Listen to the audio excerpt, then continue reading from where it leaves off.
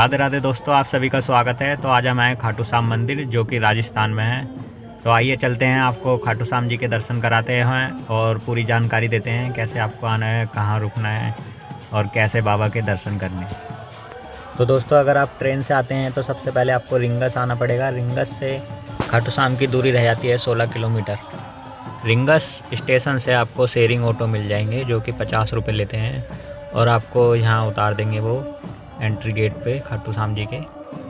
और दोस्तों, अगर आप जयपुर से आते हैं तो जयपुर से आपको बस भी मिल जाती है और कई ज़िलों से आपको बस मिलती है जो खाटू श्याम मंदिर तक आती है। वो बसें भी आपको मंदिर से कुछ दूर उतारेंगी, वहाँ से आपको बैटरी रिक्शा मिल जाता है जो कि 20 रुपये चार्ज लेता है आपको मंदिर तक छोड़ने के। जब आप मंदिर की तरफ जाओगे तोरण द्वार से तो अंदर की तरफ ही आपको काफ़ी सारी धर्मशालाएँ दिख जाएंगी और काफ़ी सारे होटल दिख जाएंगे। उसमें आप अपना रूम ले सकते हैं, उसमें आप रुक सकते हैं।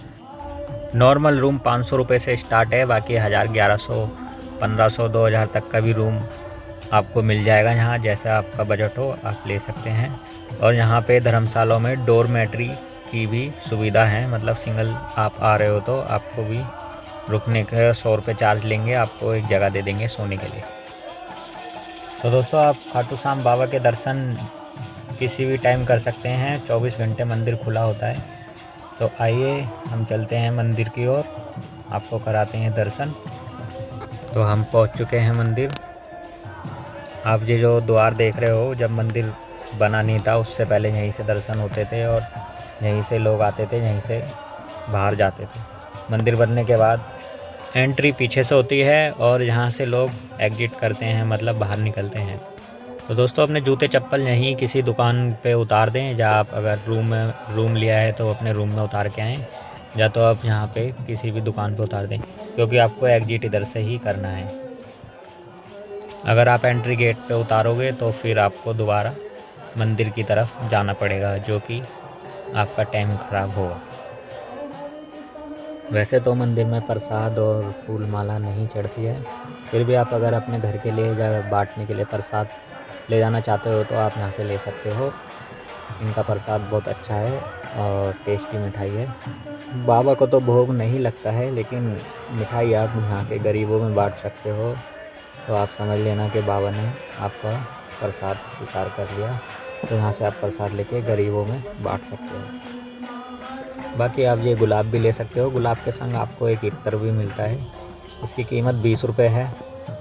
आप भी खाटू श्याम जी से कोई अर्जी लगाना चाहते हो तो एक तरीका ये भी है कि आप यहाँ से इत्र ले सकते हो, जो कि आधा खाटू श्याम जी को चढ़ा के और आधी आप जब मनोकामना जो भी आपकी अर्जी है वो पूरी हो जाए तो आधी बोतल आप जब आके चढ़ा सकते हो, वो इत्र आप जब आके चढ़ा सकते हो। ये भी एक तरीका है यहाँ पे अर्जी लगाने का। हारे का सहारा खाटू श्याम हमारा। तो दोस्तों, आपको पता ही होगा कि हारे का सहारा खाटू श्याम हमारा खाटू श्याम जी को क्यों कहते हैं। तो दोस्तों, जब महाभारत युद्ध होने वाला था उससे पहले ही बर्बरिक जी, जो कि खाटू श्याम के नाम से इस समय प्रसिद्ध हैं, बर्बरिक जी ने बहुत तपस्या करने के बाद माता को प्रसन्न करा और माता ने उन्हें 3 बाण दिए, इसलिए इनको 3 बाणधारी भी कहा जाता है। तो जब बर्बरिक को पता लगा कि मेरे दादाजी जो कि भीम थे उनका युद्ध होने वाला है, उस समय उन्होंने अपनी माता से आज्ञा लेके कहा कि मैं भी युद्ध में शामिल होऊंगा। ये बात सुन के बर्बरिक की माता ने बर्बरिक से वचन ले लिया कि जो भी हारेगा तुम उसका साथ दोगे, मतलब कि तुम हारे का सहारा बनोगे। तो बर्बरिक जी ने उनको वचन दे दिया। जब ये बात पांडव और कौरवों को पता लगी तो वो भी भयभीत हो गए थे, क्योंकि जो बर्बरिक के पास बाण थे उनका कोई तोड़ नहीं था। जब ये बात कृष्ण जी को पता लगी तो कृष्ण जी बर्बरिक के पास गए और फिर कृष्ण जी बोले, दिखाओ आप मुझे इन बाणों की शक्ति, इनमें ऐसा क्या है। जब बर्बरिक ने एक बाण से पूरे पेड़ के पत्तों पर निशान लगाया, मतलब चुन लिया उनको कि ये पत्ते छन होंगे। दूसरे बाण से बर्बरिक ने पेड़ के सारे पत्ते छेद दिए और एक पत्ता भगवान कृष्ण के पैर के नीचे था, वो बाण पैर के पास आगे रुक गया। तब बर्बरिक जी बोले, हे प्रभु, अपना पैर हटा लो, नहीं तो आपके पैर में घाव हो जाएगा।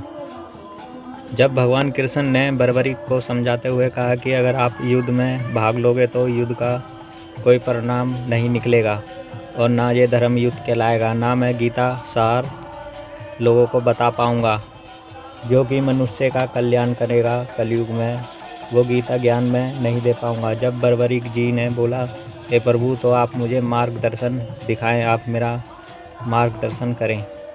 भगवान कृष्ण जो बर्बरीक के गुरु भी थे, तो भगवान कृष्ण बोले, हे बर्बरीक मैं आपका गुरु हूँ तो आपकी गुरु दक्षिणा तो रह ही गई, मैं आपसे गुरु दक्षिणा में आपका शीश मांगता हूँ।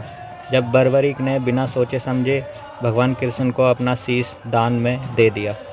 उसके बाद ही भगवान कृष्ण ने उन्हें वरदान दिया कि तुम मेरे ही नाम से, श्याम नाम से तुम कलयुग में जाने जाओगे और हर हारे हुए का सहारा तुम बनोगे। तो दोस्तों शीश का दान देने के बाद भी आज भी खाटू श्याम जी अपना वचन निभा रहे हैं जो अपनी माता को दिया था कि मैं हर हारे का सहारा बनूंगा। तो खाटू श्याम जी ने तो अपना शीश का दान कर ही दिया। आप भी यहाँ आके कुछ चीज़ें दान कर सकते हो, जैसे अपना घमंड, अहंकार, ईर्ष्या, लालच और भी कई चीज़ें जो बुरी आदतों में आती है। और आप भी किसी हारे हुए का सहारा बने, मन से, धन से, तन से, जैसे भी आपसे हो, आप भी किसी हारे हुए का सहारा बने। तो खाटू श्याम जी आपसे बहुत खुश होंगे। और बाबा अपना वचन आज भी निभा रहे हैं जो अपनी माता को दिया था। तो आप भी अपनी माता को कुछ वचन दे सकते हैं कि कोई भी बुरी आदत आप ना करें। और कई माताएं अपने बच्चों से ये वचन ले सकती हैं कि आप ये गलत काम ना करें। दर्शन कर सकते हैं आप श्याम बाबा के।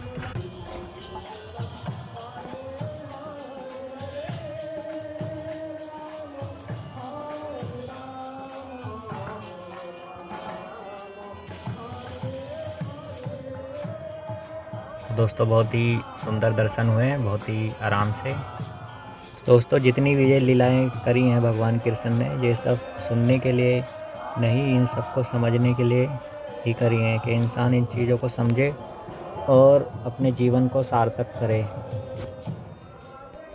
जिस शक्ति के लिए बर्बरीक जी ने इतनी तपस्या करी, इतनी मेहनत करी, वो शक्ति मिलने के बाद क्षण भर में ही उन्होंने शीश दान दे दिया, उस शक्ति का यूज भी नहीं करा। तो इस चीज़ को समझे। तो दोस्तों खाटू श्याम जी तो आपने देखा ही है, लेकिन जहाँ दिया था शीश का दाम उसे कहते हैं चुलकाना धाम। चुलकाना धाम पड़ता है सोनीपत और पानीपत के बीच में, मतलब हरियाणा में पड़ता है। जहाँ दिया था शीश का दान उसे कहते हैं चुलकाना धाम। तो दोस्तों आपने देखा होगा खाटू श्याम जाने वाले भक्त कई लोग पैदल जाते हैं, जो एक अपने साथ में ये ध्वजा लेके जाते हैं, मतलब ये निशान लेके जाते हैं, निशान बोलते हैं इसको और ध्वजा भी बोलते हैं। ये इसलिए लेके जाते हैं, जो हमारी सनातन संस्कृति है उसमें ध्वजा का मतलब होता है कि विजय का प्रतीक, मतलब जीत का प्रतीक।